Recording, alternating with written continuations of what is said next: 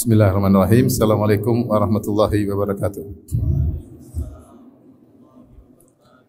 Alhamdulillahi ala ihsani wa syukru lahu ala taufiqihi wa amtinani wa asyhadu an la ilaha illallah wahdahu la syarika lahu ta'ziman bi sya'nih wa asyhadu anna Muhammadan abduhu wa rasuluhu ad-da'i ila ridwanih. Allahumma salli alaihi wa ala alihi wa ashabihi wa ikhwani. Hadirin dan hadirat yang dirahmati oleh Allah Subhanahu wa taala, tidak terasa waktu berjalan begitu cepat. Seakan-akan kita baru meninggalkan Ramadan yang lalu, ternyata sebentar lagi akan tiba Ramadan. Rasulullah SAW bersabda, di antara tanda-tanda hari kiamat, taqarrabaz zaman. Zaman begitu terasa cepat. Dan tentunya sebagai hamba yang berharap kepada Allah Subhanahu wa taala ampunan dan ditinggikan derajat, maka kita harus bersiap-siap untuk menyambut bulan yang sangat mulia, yaitu bulan Ramadan. Sebelum saya menyebutkan tentang apa persiapan-persiapan yang hendaknya saya dan juga para jamaah perhatikan, kita singgung sedikit tentang keutamaan bulan Ramadan, sekedar mengingatkan. Para ulama telah menyebutkan bahwasanya bulan Ramadan adalah bulan berkah, syahrun mubarak, kata Nabi sallallahu alaihi wasallam, yang itu menunjukkan bahwasanya pada bulan Ramadan semua amal soleh dilakukan apapun bentuknya akan dilipat gandakan pahalanya secara kuantitas maupun kualitas. Adapun berapa dilipat gandakannya wallahu alam.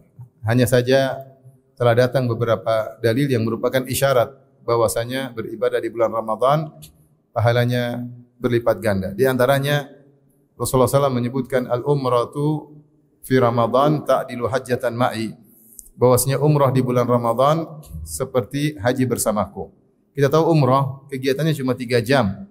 Kegiatan intinya cuma 3 jam atau 4 jam kalau Masjidil Haram lagi padat. Berbeda dengan haji. Haji butuh berhari-hari.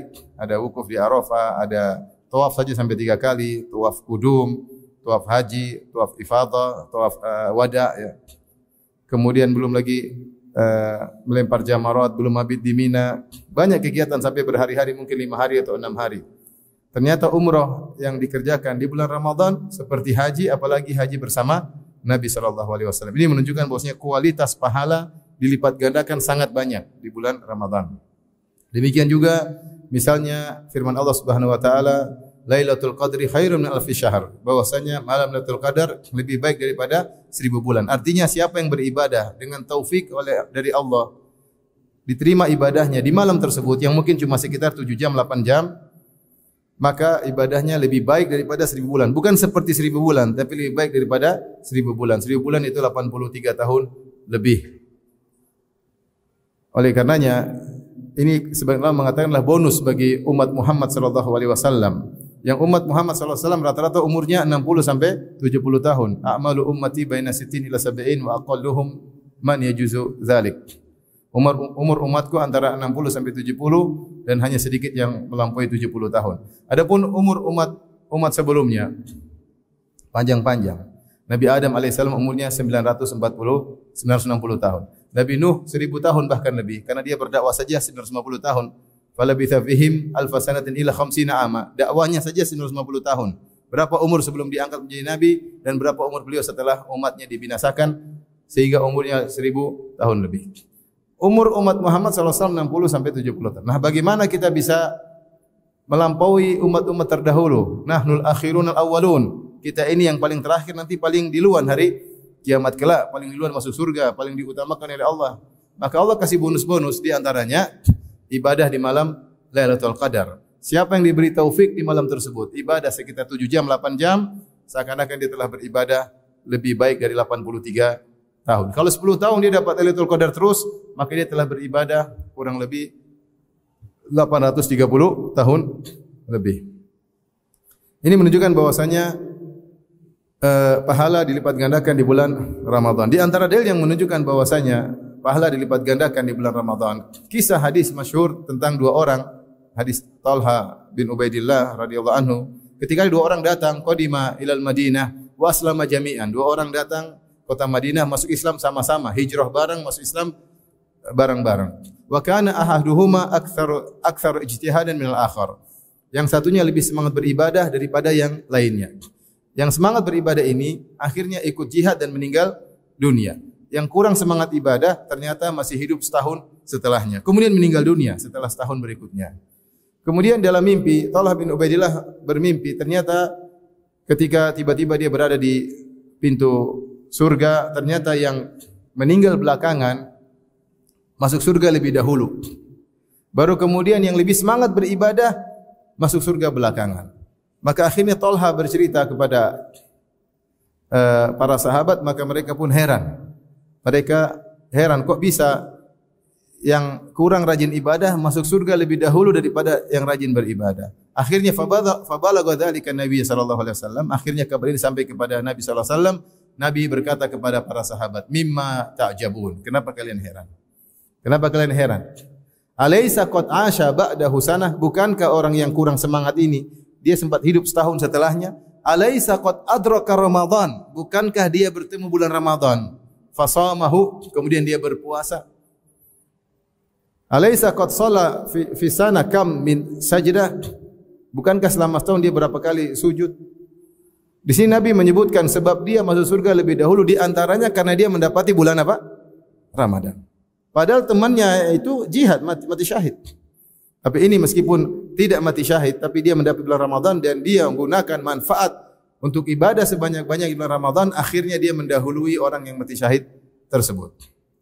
Ini dalil bahwasanya beribadah di bulan Ramadan dilipat gandakan pahala secara kuantitas maupun kualitas. Kemudian di bulan Ramadan sebab untuk mudah masuk surga. Makanya di antara tafsiran para ulama tentang sabda Nabi sallallahu alaihi wasallam, "Futihat abwabul jannah." Pada bulan Ramadan dibuka pintu-pintu surga. Maksudnya apa?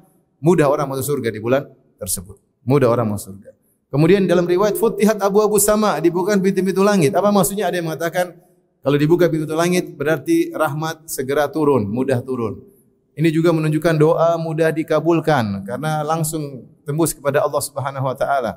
Juga dalil bahwasanya amal soleh mudah diterima karena amal soleh naik ke Allah Subhanahu wa taala. Ilaihi yas'adul kalimut thayyibu wal amalu shalihu yarfa'uh.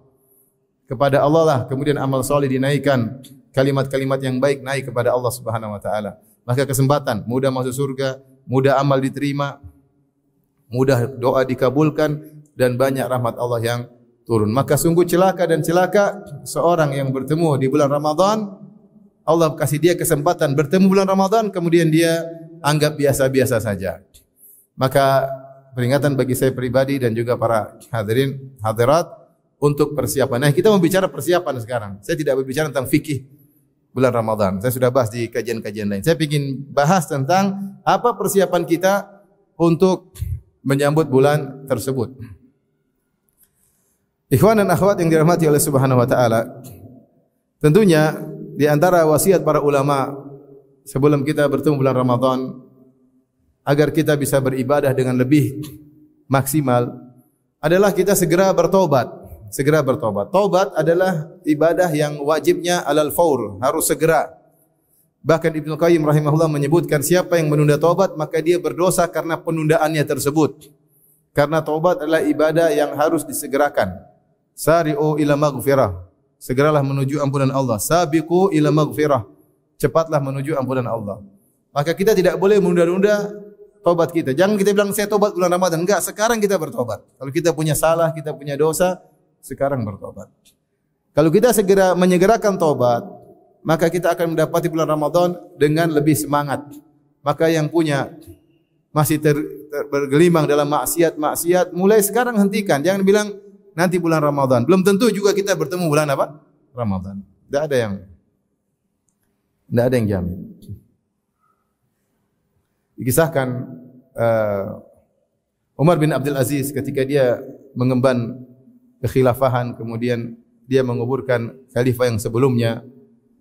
Letih dia kerja seharian penuh, kemudian dia ingin berbaring istirahat. Maka anaknya datang mengatakan, "Wahai ayahanda, itu banyak madzalim, banyak hak-hak yang belum kau sampaikan kepada pemiliknya." Kata dia, "Wahai bunaya, wahai putraku, saya ingin istirahat sebentar. Besok insyaallah masih ada waktu, lusa masih ada waktu." Kata anaknya, "Wahai ayahanda, dari mana kau tahu kau masih bisa hidup sampai besok?" maka langsung dia bangkit, langsung dia kerja lagi, dia kembalikan hak-hak kepada orang-orang yang punya hak-hak tersebut. Maksud saya dalam kebaikan jangan kita tunda-tunda. Jangan tunda-tunda. Kita enggak tahu kita apakah masih bisa hidup besok. Jangan besok sore masih bisa hidup, kita belum tentu tahu. Betapa banyak orang Allah beri hidayah dalam hatinya untuk bertobat di malam hari, tapi dia tidak terima hidayah tersebut. Dia bilang besoklah saya bertobat. Ternyata malam itu dia meninggal dunia, tidak sempat bertobat. Seandainya dia bertobat, dia cuma berkata satu kalimat, "Ya Allah, aku bertobat kepadamu." Maka dia ampuni dosa-dosanya. Kemudian insyaallah dimasukkan surga Allah Subhanahu wa taala. Maka wasiat yang pertama sebelum datang bulan Ramadan, segera bertobat. Yang masih punya kegiatan maksiat berhenti. Sekarang juga ya. Yang punya hobi nonton film Korea berhenti. Ya, nonton film Korea maksiat, buang umur, buang waktu, dilihat cewek-cewek cantik, boneka-boneka dilihat di film-film. Yang ibu-ibu juga suka nonton Korea berhenti. Nanti lama-lama suaminya jelek kalau sering nonton film Korea. Padahal suaminya ganteng jadi jelek karena selalu lihat apa? Korea. Dan itu hukuman bagi orang yang tukang maksiat. Kelezatan dicabut oleh Allah Subhanahu wa taala. Ini benar. Siapa yang tidak menjaga pandangannya, kelezatannya akan dicabut oleh Allah sedikit demi sedikit sampai dia ketemu pasangannya terasa hambar. Oleh karenanya berhenti dari kegiatan yang tidak bermanfaat, apalagi kegiatan maksiat. Di antara kegiatan maksiat adalah nonton film Korea. Setuju atau tidak? Jangan-jangan kita masih khilaf. Masih khilaf. Oleh karenanya bertobat. Bertobat.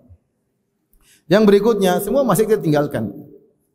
Yang hobi musik-musik tinggalkan. Udah kita sekarang mau ketemu bulan Ramadan. Sejauh mana kita serius, Allah akan akbal alaina. Allah akan juga membuat kita semangat. Allah akan menyambut kita. Kata Allah dalam hadis qudsi, "Man taqarraba ilayya shibran taqarrabtu ilaihi dhira'an." Siapa yang mendekatkan dirinya kepadaku satu jengkal, aku akan mendekat kepadanya satu hasta. Subhanallah. Ya. Kita berusaha sedikit, Allah lebih dekat lagi. Makanya kita tunjukkan keseriusan kita kepada Allah. Tidak perlu tulis di status, tidak perlu. Yang penting Allah sudah tahu. Jangan lagi semangat terus, saya begini. Itu sembunyikan amal saleh. Kita berusaha dekat, Allah tidak akan mengecewakan kita. Yang penting serius. Allah tahu isi hati kita. Maka serius bertobat kepada Allah. Kapan lagi mau menjadi lebih baik? Masa kita gini-gini terus? Ramadan datang gini-gini lagi, enggak berubah, kondisinya begini lagi. Ramadan hanya seperti rutinitas tahunan, tidak merubah kondisi kita. Padahal kita semakin mendekat kepada ajal. Maka kita harus lebih baik Ramadan ini daripada Ramadan sebelumnya. Oleh karenanya bertobat. Ibu-ibu yang masih ngomel-ngomel sama suaminya bertobat kepada Allah. Bertobat. Jangan ketemu Ramadan dalam kondisi bermaksiat kepada Allah dengan membentak-bentak suami. Membentak-bentak suami adalah maksiat. Mengangkat suara di hadapan suami adalah maksiat. Maka bertobat kepada Allah Subhanahu wa taala. Yang kedua, yang juga dianjurkan oleh para ulama sebelum datang Ramadan, selesaikan masalah kita. Kalau ada masalah dengan siapapun, selesaikan. Kalau kita menzalimi orang, segera minta maaf. Jangan tunggu bulan Ramadan baru minta maaf. Atau tunggu Idul Fitri. Soal memaafkan soal hari raya katanya. Tidak, kapan? Punya masalah sekarang minta maaf. Sekarang cek. Sekarang ini antum lagi duduk di masjid ini, Masjid Tazkiyah. Antum pikir coba, saya punya masalah sama siapa? Coba pikir. Satu-satu cek, istri ada masalah enggak? Suami ada masalah enggak? Anak ada masalah enggak? Tante, paman, bibi, nenek, kakek, tetangga, coba renungkan. Pembantu, supir ada masalah enggak? Kawan, coba pikir sekarang. Kalau bisa selesaikan sebelum datang bulan Ramadan. Karena terkadang kalau kita baca hadis-hadis mengerikan, Rasulullah SAW menyebut tentang kata Rasulullah SAW, salasatun la turfa'u lahum salatun fawqa ru'usihim shibran. 3 orang yang salatnya tidak diterima, tidak akan melewati kepalanya meskipun satu jengkal, itu tidak akan naik ke Allah, tidak diterima. Di antaranya al-akhawani mutasariman, 2 orang saudara yang saling bertengkar. Sayang, kita bertengkar mau salat khawatir tidak diterima oleh Allah Subhanahu wa taala. Oleh karenanya, kalau kita punya masalah sekarang, selesaikan. Renungkan sekarang, saya punya masalah sama siapa? Perkaranya mudah. Orang Indonesia itu pemaaf, saya sering bilang. Orang Indonesia itu apa? Pemaaf. Jangan suudzon sama teman-teman kita, sama tante. Bismillah, kita datang bawa kue, insya Allah dia maafkan. Indonesia pemaaf enggak? Pemaaf. Oh, ada orang koruptor masuk penjara, keluar dipilih lagi, masih bisa. Kenapa? Karena memaafkan. Indonesia itu pemaaf. Indonesia pemaaf. Ini benar serius. Indonesia itu orangnya pemaaf. Kalau punya masalah, kita datang baik-baik. Insya Allah kalau dia masih buang muka, sabar. Bawa kue, kalau tuanya nggak diterima, kasih istrinya. Istrinya nggak terima, kasih anaknya. Biar selesai hidup ini tidak ada masalah sama orang. Karena kalau kita ada masalah, nanti urusannya di akhirat. Kita nggak pingin urusan di akhirat. Di akhirat sudah setengah mati nanti. Dibangkitkan dalam kondisi telanjang, tidak bawa apa-apa. Belum disunat, matahari di jarak 1 mil. Masih urusan lagi sama si fulan, sampai si fulan. Mau pergi ditahan orang, urusan panjang. Kita pingin meninggal, tidak ada urusan. Memang mustahil, tapi kita berusaha. Ada orang memang tidak mau selesai urusan dengan kita, ada memang, tapi tidak banyak. Biasanya mau. Yang penting kita merendah, kita mengalah, korban dikit duit, tidak ada masalah. Sampai begitu pentingnya adanya persatuan. Sampai sebagian ulama mengatakan boleh zakat dikeluarkan untuk mendamaikan orang yang bersengketa, boleh. Saya pernah saya punya teman orang Saudi, Syekh. Ada orang bertengkar berkelahi sampai kepalanya darah di Mekah. Dia ambil uang kasih suruh damai. Damai, dia keluarin duit. Dia tahu itu pahalanya besar karena mendamaikan orang yang bersengketa. Jangan kita yang bersengketa. Kita bisa damaikan orang, kita sendiri enggak bisa damai. Ini gimana? Oleh karenanya sekarang pikir, sekarang ini antum di Masjid Tazkiyah punya masalah sama siapa? Sama kakak punya masalah enggak? Bisa jadi. Sama adik punya masalah enggak? Bisa jadi. Bibi, asisten rumah tangga, mungkin ada masalah. Supir, mungkin ada masalah. Kalau bisa selesaikan. Selesaikan, butuh tawadhu, butuh waktu, butuh pengorbanan. Keluarkan sedikit uang, beri hadiah.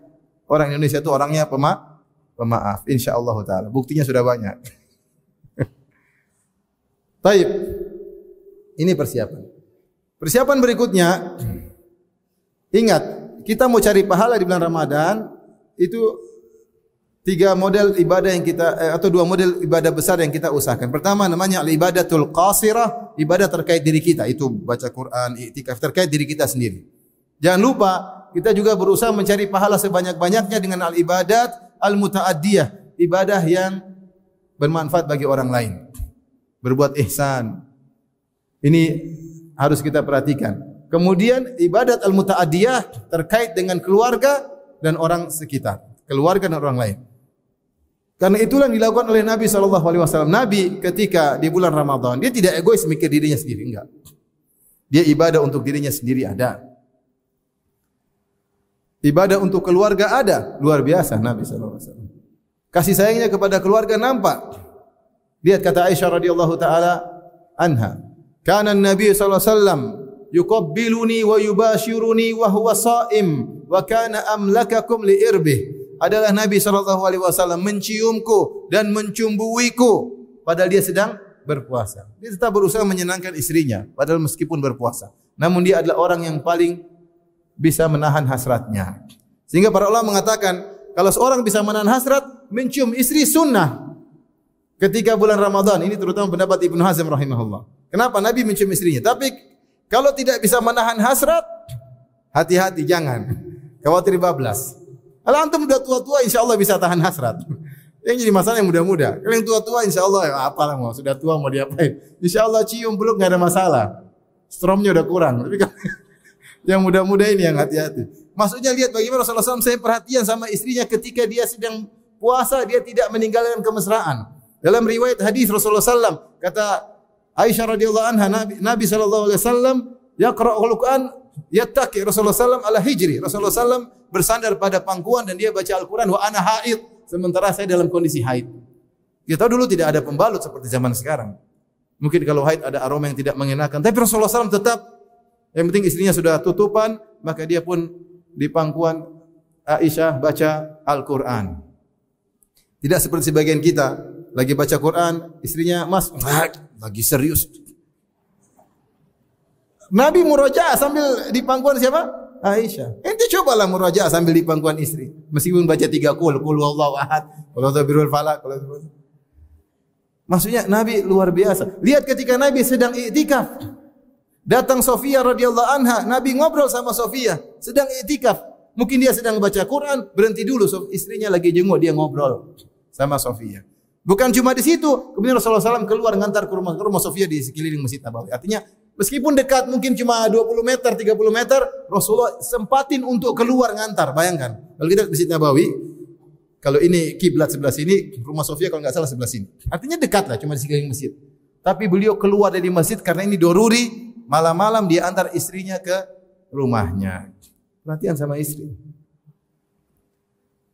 Ini Nabi SAW. Nabi SAW ketika etikaf, kepalanya dia keluarkan ke tembok, kemudian disisir oleh Aisyah radhiyallahu anha, dibersihkan oleh Aisyah radhiyallahu anha. Padahal dia sedang apa? Sedang etikaf.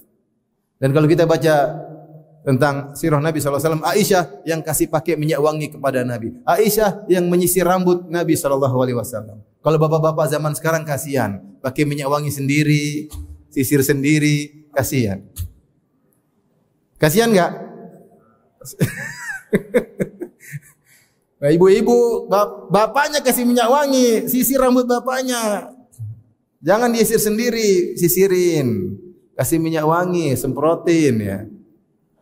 Jangan ATM mana itu aja baru dekat-dekat.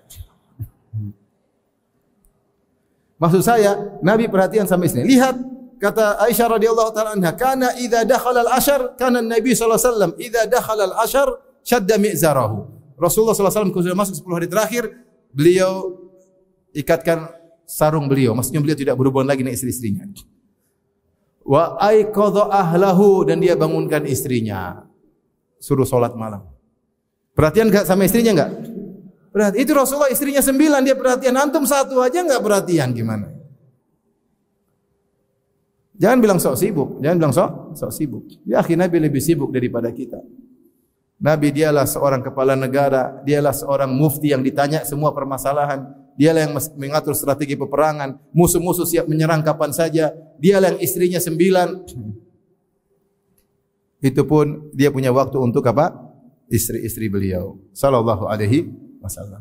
Jadi saya ingin sampaikan bahwasanya ibadah terkait dengan kita persiapkan, ibadah untuk keluarga kita persiapkan, ibadah untuk orang sekitar juga kita persiapkan. Kata Ibnu Abbas radhiyallahu anhu dalam Sahih Bukhari, "Kana an-nabiy sallallahu alaihi wasallam ajwadan nas." Rasulullah SAW adalah orang yang paling dermawan. Wa kana ajwad ma yakun fi Ramadan, dan di puncak kedermawanan ada di bulan Ramadan. Hina yalqahu Jibril wa yudarisuhul Quran, ketika Nabi bertemu dengan Jibril alaihissalam, kemudian Jibril mengajarkan Al-Quran kepada Nabi sallallahu alaihi wasallam. Kemudian Ibnu Abbas berkata, "Wala Rasulullah sallallahu alaihi wasallam ajwadu bil khair minar rihil mursalah." Subhanallah. Kata Ibnu Abbas, sungguh Nabi sallallahu alaihi wasallam itu lebih dermawan dengan kebaikannya daripada cepatnya angin yang berhembus. Kata para ulama, kenapa Ibnu Abbas menyamakan Nabi sallallahu alaihi wasallam dengan angin yang berhembus? Angin berhembus sifatnya apa? Cepat dan menebar. Cepat dan menebar. Maka Ibnu Abbas ingin menjelaskan Nabi ketika bulan Ramadan kebaikannya cepat dan tersebar. Cepat dan tersebar. Maka ini menunjukkan Nabi juga cari pahala dengan berbuat baik kepada orang sekitar. Maka ini semua butuh persiapan. Maka jangan egois, kita jangan pikir diri kita sendiri kalau untuk Ramadan. Pikir istri, pikir anak-anak, pikir tetangga, pikir kerabat. Gimana kita bisa dapat pahala sebanyak-banyaknya di bulan yang mulia ini. Taib, karenanya terkait dengan diri sendiri, gimana cara kita persiapan? Persiapan paling utama, ikhwan dan akhwat yang dirahmati Allah Subhanahu wa taala, saya bilang kurangi medsos. Kurangi medsos. Kalau kita enggak kurangi medsos, kita enggak punya waktu. Kalau enggak punya waktu, bagaimana baca Quran? Waktu itulah aset untuk kita bisa menanam amal kebaikan. Ini Ramadan masih nonton berita ini, berita anu, tidak merubah hakikat, tetap aja begitu. Nonton sudah. Nonton berita artis, nonton berita politik sudah, ada waktunya kita liburan. Kalaupun harus daruri harus nonton secukupnya. Ya, saatnya kita ingat akhirat. Dulu Imam Malik rahimahullah dia punya majelis hadis di Masjid Nabawi. Majelis hadis itu pun dia tinggalkan. Wa aqbala 'alal Quran, kemudian dia fokus baca Al-Quran. Karena dia ingin berkhulwat dengan Allah Subhanahu wa taala. Maka ini nasihat saya untuk saya pribadi kawan-kawan. Usahakan kurangi medsos. Kalau bisa akun-akun ditutup dulu kalau bisa ya. Kalau berat jangan dibuka. Kalau berat jangan dibuka. Jangan sampai kita lagi puasa nonton YouTube terus gambar cewek lewat. Aduh, enggak tahu pahala kita kena roaming hilang seberapa enggak tahu. Apalagi cewek yang lewat bukan cewek Bogor, bukan cewek Eropa. Aduh, lebih roaming lagi. Ya tidak, iya benar. Sayang ente sudah puasa tadi subuh lapar, kemudian siangnya ente isi dengan nonton perempuan buka aurat. Pembawa berita itu emang tutup aurat. Yang sampaikan berita politik emang tutup aurat. Rambutnya kelihatan enggak? Lehernya kelihatan enggak? Itu bukan aurat. Terus antum lihatnya melotot bulan Ramadan. Allahu Akbar.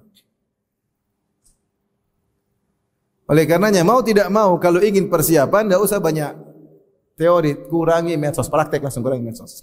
Orang yang kurangi bermedsos insya Allah lebih bahagia. Ini bukan omong kosong, ini beneran. Terlalu banyak medsos, pikiran kemana-mana, hati berkecamuk, tidak konsen untuk privasi-privasi sendiri, tidak konsen ngobrol sama istri, tidak konsen ngurus anak-anak, pikiran bercabang ke sana kemari, gimana mau bahagia? Gimana bahagia? Oleh karenanya kalau ingin persiapan Ramadan, kurangi medsos. Kurangi grup-grup. Left, jangan ragu-ragu left.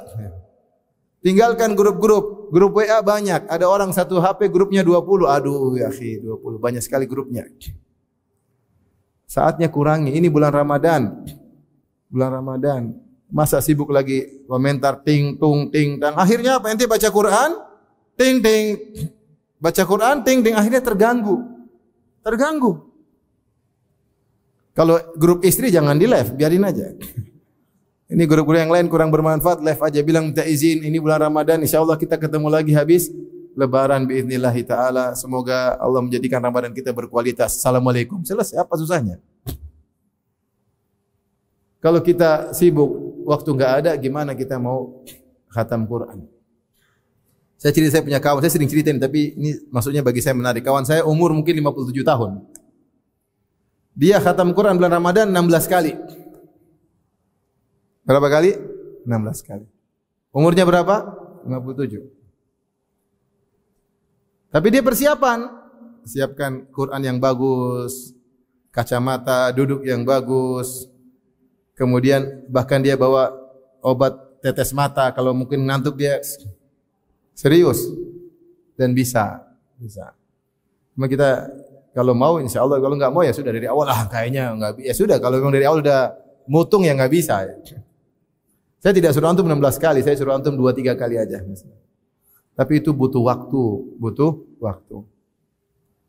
Kita tidak seperti Imam Syafi'i sehari 2 kali khatam. Imam Syafi'i bulan Ramadan 60 kali khatam. Rahimahullahu taala. Jadi ini persiapan kita, di antara keseriusan kita adalah kita hemat waktu, karena waktu adalah aset kita untuk bisa beramal soleh. Maka saya katakan kepada di antara cara menghemat waktu, kurangi medsos. Cara yang kedua, untuk ibu-ibu khususnya, jangan terlalu bikin agenda masak-masak ketika bulan Ramadan. Udah Gojek aja, nggak usah macam-macam, kecuali nggak punya duit di rumah. Kalau punya duit Gojek aja, GoFood. Masak bolehlah sesekali, masak kue enak-enak, mungkin seminggu sekali. Kalau tiap hari masak enak-enak terus, pilih bahan 1 jam, masak 1 jam, menghidangkan setengah jam. Ya Allah, 2,5 jam, 3 jam tiap hari hilang, rugi. Bukan berarti tidak ada pahala, ada, tapi ada yang lebih bagus. Baca Quran, berzikir, ikut kajian, baca tafsir, lebih bagus. Bukan saya melarang masak, silakan masak, tapi kurangi, jangan malah bulan Ramadan habis waktu untuk apa? Masak. Jadwal masak selama sebulan. Allah. Hari pertama masak ini, besok masak gulai ini, besok masak ini. Kalau punya uang beli aja. Boleh masak, tapi jangan terlalu habiskan waktu untuk itu. Biasa-biasa aja. Sesekali masak enak, tapi jangan habiskan waktu buat gituan. Di antara cara untuk menghemat waktu supaya kita bisa maksimal ketika beribadah kepada Allah Subhanahu wa taala di bulan Ramadan adalah sebelum masuk 10 hari terakhir, kebutuhan kita untuk lebaran sudah kita beli. Sebelum masuk 10 hari terakhir, kebutuhan kita untuk lebaran sudah kita beli. Beli baju anak-anak, beli sebelum 10 hari terakhir. Beli. Beli baju baru, beli. Mau bikin kue nanti, di akhir malam takbiran mau bikin kue, beli persiapannya sekarang. Kalau perlu beli frozen masukkan di freezer. Sehingga tidak banyak keluar dari rumah. Karena kita menghargai waktu kita. Ingat setiap detik di bulan Ramadan mempengaruhi kehidupan kita di alam barzah. Mempengaruhi. Kita buang-buang umur, bulan Ramadan sayang. Banyak orang ingin ketemu bulan ini, mereka tidak ketemu lagi. Kita sekarang mudah-mudahan dipertemukan oleh Allah dengan bulan Ramadan, maka kita maksimalkan. Ya. Maka di antara caranya, sebelum datang 10 hari terakhir, semua kebutuhan lebaran sudah kita siapkan. Saya sering sampaikan ini, saya kalau di Madinah dulu, tinggal di Madinah, Al-Munawwarah, saya sering dengar khatib ketika sudah menjelang 10 hari terakhir, mereka khutbah di hari Jumat. Mereka bilang, wahai jamaah, sebentar lagi 10 hari terakhir, sekarang beli yang perlu beli, masukkan di freezer katanya. Masalahnya gaji belum turun, itu masalahnya. Kalau mereka mungkin gaji sudah ada, kita gaji belum turun ya. Maksud saya kalau taruhlah gaji sudah ada, beli. Jangan malam 21 ke mall, malam 23 ke mall, malam ke-25 belum dapat baju baru, kemarin cari lagi. Habis waktu kita buat cari baju baru. Sayang. Salah dalam skala prioritas. Jadi antara cara hemat waktu agar waktu kita banyak adalah kita menyiapkan menyelesaikan atau menyiapkan segala keperluan lebaran sebelum datang 10 hari terakhir. Baik, di antara hal yang bisa kita lakukan persiapan untuk bulan Ramadan.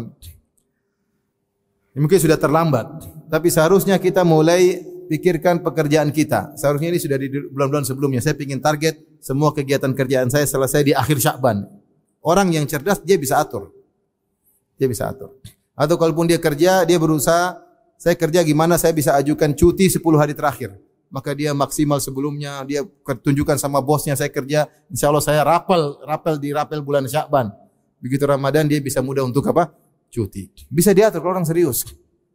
Jualan sekarang habis-habisan jualan, nanti bulan Ramadan kurangi jualan karena saya mau beribadah kepada Allah Subhanahu wa taala. Ini bisa dilakukan bagi orang terutama yang wira swasta mudah, yang wira bisa. Dia bisa atur. Anak buahnya kerja habis-habisan bulan Sya'ban, bentar lagi Ramadan kalian banyak libur. Diatur. Safar-safar kegiatan meeting-meeting selesaikan bulan Sya'ban. Sudah terlanjur, bentar lagi sudah Ramadan. Mau saya kalau bisa semua meeting-meeting, jadwal kegiatan safar-safar selesaikan sebelum apa? Ramadan. Sehingga Ramadan kita benar-benar fokus beribadah kepada Allah. Ini di antara cara untuk agar kita bersiap diri menyambut bulan Ramadan. Karena kalau tidak, pesanan ada terus, kita sibuk ngurus sana, ngurus ini, ngurus dagangan. Bukannya kekurangan, tapi tamak. Tapi apa? Tamak, repot. Akhirnya Ramadan lewat, detik-detik yang merupakan detik-detik kebahagiaan lewat begitu saja. Tidak kita hargai sama sekali. Oleh karenanya, disetting bagaimana caranya kegiatan yang kira-kira bisa kita selesaikan sebelum Ramadan, selesaikan. Jangan tunda-tunda. Kerjakan semua kerjaan yang bisa diselesaikan sebelum bulan Ramadan, maka selesaikan. Tapi berikutnya, di antara persiapan kita untuk bisa menyambut bulan Ramadan, kita bikin jadwal kegiatan kita. Ini penting. Jadwal. Mau ditulis boleh, dibuat reminder boleh, kita hafal juga boleh. Bikin jadwal. Ya akhi, kita kalau urusan dunia, kita punya target-target. Bukankah demikian? Kita punya target mau bangun rumah, target mau beli mobil, target mau ini, target. Kita punya target, kita dan serius menuju target tersebut. Kita planningkan, kita siapkan semuanya untuk mencapai target-target duniawi. Maka lebih utama kita harus persiapan untuk target-target akhirat. Bagaimana seorang serius untuk target duniawi, target akhirat dia tidak serius. Ya, kita ini harus punya target untuk akhirat. Kalau kita enggak mentargetkan amal soleh kita akan buang-buang waktu. Itu masalahnya. Kita bukan ulama yang mereka luar biasa, tahu pentingnya waktu. Kita ini orang suka main-main, masih nakal-nakal. Kalau kita enggak bikin jadwal, kita lepas. Mau bikin jadwal saja kita langgar, yang bikin jadwal kita sendiri, yang kita langgar kita sendiri. Apalagi kalau kita enggak bikin apa? Jadwal. Kita bikin jadwal komitmen, duduk sama istri, kita punya jadwal. Ayo kita kerja sama. Di antara jadwal yang kita bisa bikin, target misalnya khatam Quran. 1 bulan 2 juz. Enggak usah 16 kebanyakan. Berapa? 2 juz. Bahkan kawan-kawan yang mereka hafiz Quran ataupun tidak hafiz tapi tajwidnya bagus, bacanya lancar, mereka bisa khatam Quran 8 jam bisa. Antum lihat di YouTube khatam Quran 8 jam ada. Bacanya bukan tetap terdengar tajwidnya ada 8 jam khatam Quran. Terutama yang hafiz duduk pada subuh sampai jam 10 malam selesai. Ada istirahat, makan, potong, selesai. Kalau orang yang bahasa Arabnya lancar dia bisa cepat 1 hari bisa khatam Quran. Jadi punya target. Fungsi target tersebut kalau kita lagi baca Quran ada yang ngajak ngobrol, afwan ada target belum sampai. Jadi dia mengerti karena orang tuh dia bingung waktunya mau dibuang kemana, dia ngajak kita juga buang-buang waktu.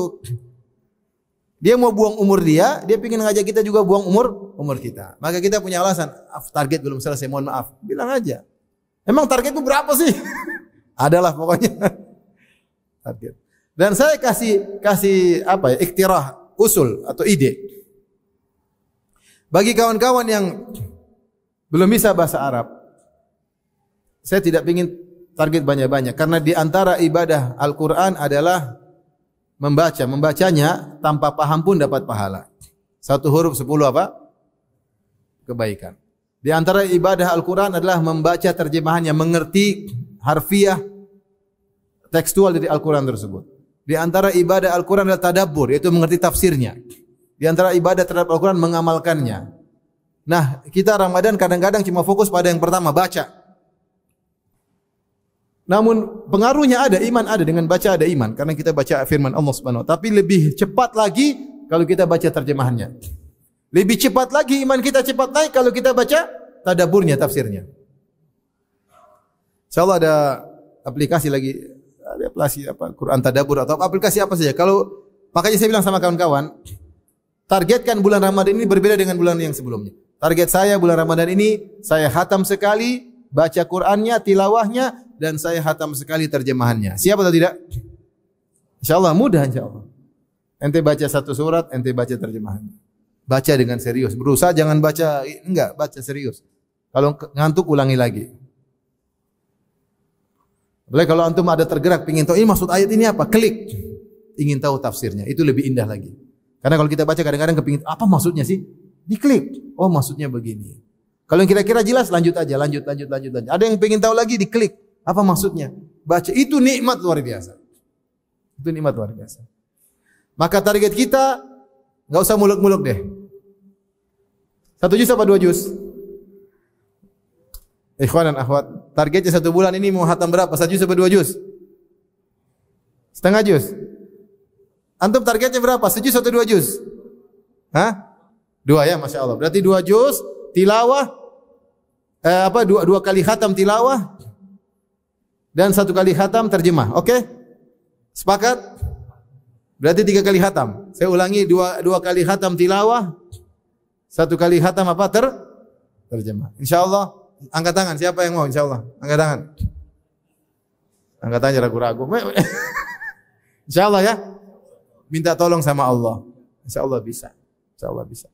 Kalau antum target bacaan 2 kali khatam dalam sebulan, berarti satu hari antum harus baca paling tidak 2 juz lebih karena insyaallah Ramadan ini 29 hari. Ramadan kali ini insyaallah 29 hari. Kalau 30 hari berarti 1 hari harus 2 juz. Kalau 2 juz itu Quran Mushaf Madinah adalah 20 lembar. 20 lembar maksudnya 40 halaman. Kalau 40 halaman antum bagi salat 5 waktu. Salat 5 waktu berarti sekali salat antum baca 8 apa? Halaman. Duhur 8 halaman. Antum bagi lagi 8 halaman maksudnya 4 lembar. Antum bagi lagi qabliyah sebelum zuhur 2 lembar, setelah duhur 2 lembar. Sebelum salat asar 2 lembar, setelah salat asar 2 lembar. Sebelum maghrib 2 lembar, setelah maghrib 2 lembar. Sebelum isya 2 lembar, setelah isya 2 lembar. Sebelum subuh 2 lembar, setelah subuh 2 lembar. Antum jalan seperti terus 2 kali khatam. Mudah atau tidak?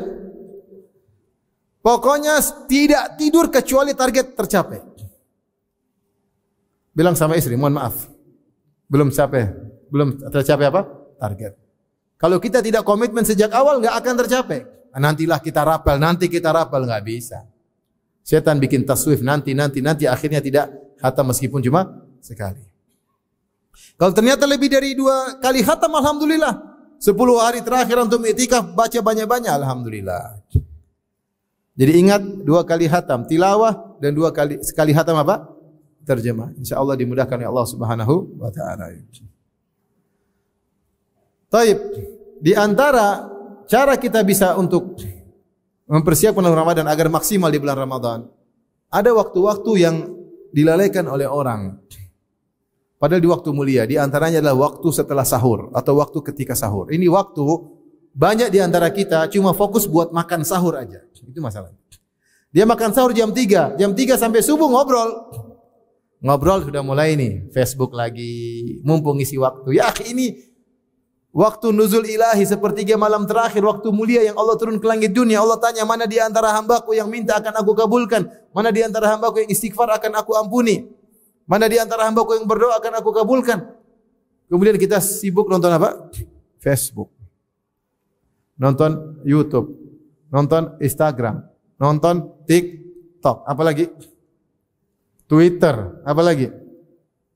Kapan dinontonnya? Di sepertiga malam terakhir. Allahu Akbar. Ini banyak orang buang waktu di sini. Makanya antum kalau sudah selesai sholat tarawih, kalau masih ingin baca Quran, kalau tidur yang benar. Bangun kalau di waktu sahur misalnya bangun jam 4, sekarang azan 4.40 lebih, 4.41 di Jakarta. Antum bangun jam 3, mungkin makanan belum siap, mama lagi masak, istri lagi masak, baca Quran. Kalau pengin salat lagi enggak apa-apa, tapi jangan witir lagi. Salat 2 rakaat. Rasulullah SAW pernah salat genap setelah witir, enggak ada masalah. Tapi jangan kemudian kita bengang-bengong, enggak ada kegiatan, kemudian mulai medsos, inilah waktu kita terbuang. Ini padahal waktu yang sangat mulia, al-waqtul fadil adalah ketika menjelang subuh. Makan sahur paling 15 menit selesai. Setengah jam. Kita bisa berzikir sebelumnya, istighfar sebelumnya, kita bisa beristighfar setelahnya. Maka jangan lalaikan ini. Di antara waktu juga yang dilalaikan oleh kaum muslimin banyak adalah ketika menjelang berbuka. Ini juga waktu yang sering dilalaikan.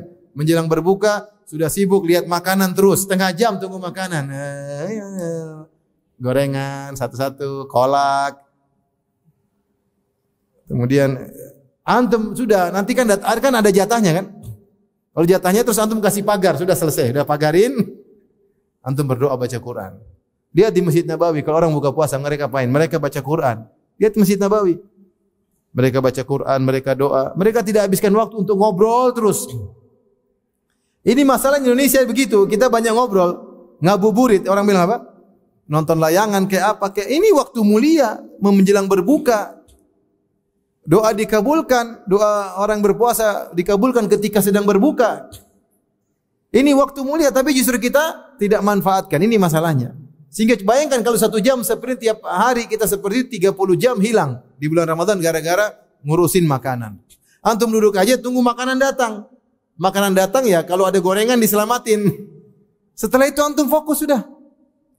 Berdoa, baca Quran, zikir. Berdoa, baca Quran, zikir. Target selesaikan. Dengan demikian mudah-mudahan Ramadan kita bisa lebih optimal dan maksimal. Itu saja ikhwan dan akhwat yang ingin saya sampaikan pas malam ini, nasihat buat saya pribadi karena terus terang banyak hal yang buat kita terlalaikan dari bulan Ramadan. Kita kurang menghadirkan dalam diri kita bahwasanya Ramadan itu setiap detik akan mempengaruhi kehidupan kita di dunia, apalagi di alam barzah, apalagi di akhirat kelak. Maka jangan kita terbuai oleh setan, kita buang-buang umur kita, tidak ada faedahnya. Semua yang tidak bermanfaat kita tinggalkan di bulan Ramadan, kita fokus untuk beribadah kepada Allah Subhanahu wa taala. Kalau seluruh ada kegiatan-kegiatan yang bisa kita pending nanti setelah lebaran. Kalau tidak doruri, tidak urgent, tidak usah. Kita tunda saja hari setelah lebaran. Ini saja yang bisa sampaikan pada ikhwan dan akhwat yang rahmati Allah Subhanahu wa taala. Kalau ada yang bertanya saya persilahkan. Kalau tidak ada alhamdulillah.